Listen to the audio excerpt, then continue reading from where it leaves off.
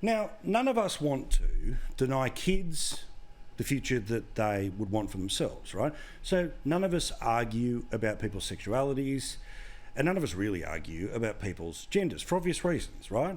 People are what they are. Now, for those who are born into the wrong body, there are processes for how you can change your physicality to match what your essence, personality, soul would be. The question for many of us, and it's not heresy to say so, is how young should people be before that process can take over? Because, of course, it could be a somewhat permanent change to a growing body. And we learned today via a report that there are clinicians who feel that there is too much pressure on them to end up using this sort of medication. Claire Chandler is a Liberal senator from Tasmania. She joins us now because gender clinicians, according to the report that we read today, feel like that there is a conveyor belt at the moment when it comes to the medicalisation of those transitions that we have talked about here. What obvious concerns do you have here, Senator?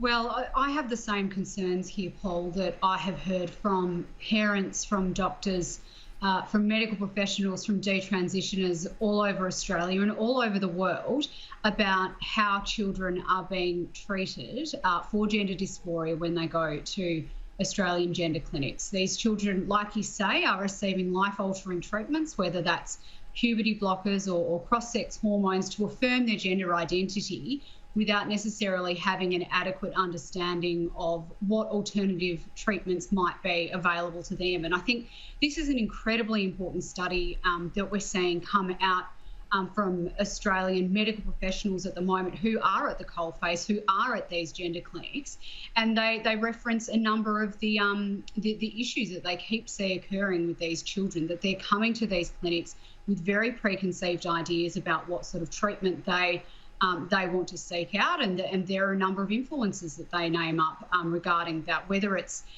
what conversations these kids might have had with other children on the playground or what they might be reading on the internet. They are coming to these clinics with preconceived ideas about what treatment they want. So I think this is an incredibly important piece of research from clinicians. Now, one of the things that, again, normal people trying to keep pace with wherever allegedly the progressive normality is meant to be at any one time, the thing that people find, I think, hard to work out is, for obvious reasons, society said you're not an adult till you're 18, which means you can't vote, which means you can't drink alcohol, you can't drive a car until you're 17 in some states, a little higher, a little lower, depending on where else you are.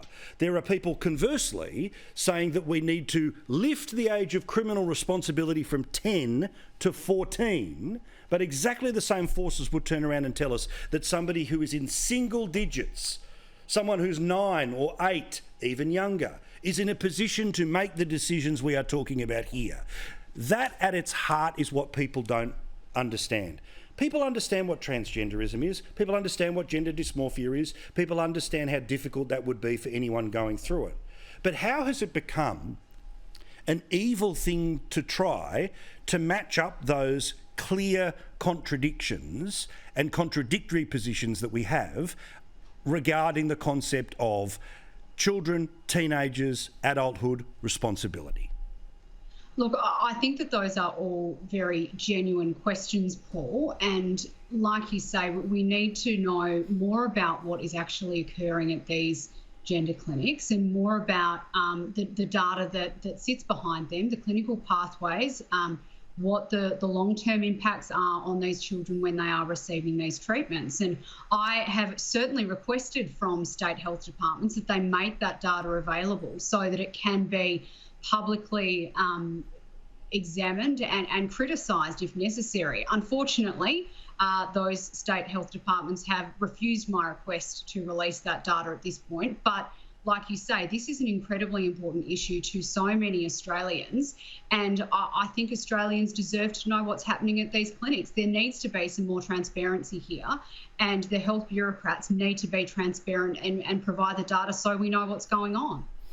Claire, can you believe that here we are Tuesday and we still don't know whether the state government of Victoria has been re-elected as a majority or not? God love the beautiful state of Tasmania, but that Hare Clark system is nuts. Because remember, you're not exactly talking about millions of votes. They can literally work out a presidential election in a state of Florida in a few hours, yet we're still here a couple of days later working out whether the Hamburglar is going to hold on to her place as an independent in the parliament after ratting the government to become the speaker. Oh, look, we do have to wait a while for the postals to come in, Paul, and because of Hare Clark, we have to wait until the postals are in before we can start distributing preferences, but certainly a fantastic result for Premier Peter Gutwein on the weekend. I'm certainly quietly confident that he will get across the line and form majority government. But yes, like you say, it's a bit of a nervous wait for some of our candidates for the next week or so. Until we find out what those preferences are and what the result ultimately is. Nervous for me, I keep refreshing. Sue Hickey, gone. We'll see what happens. Thank you, Senator. Appreciate the chat. Nice to talk to you. Good to talk, Paul.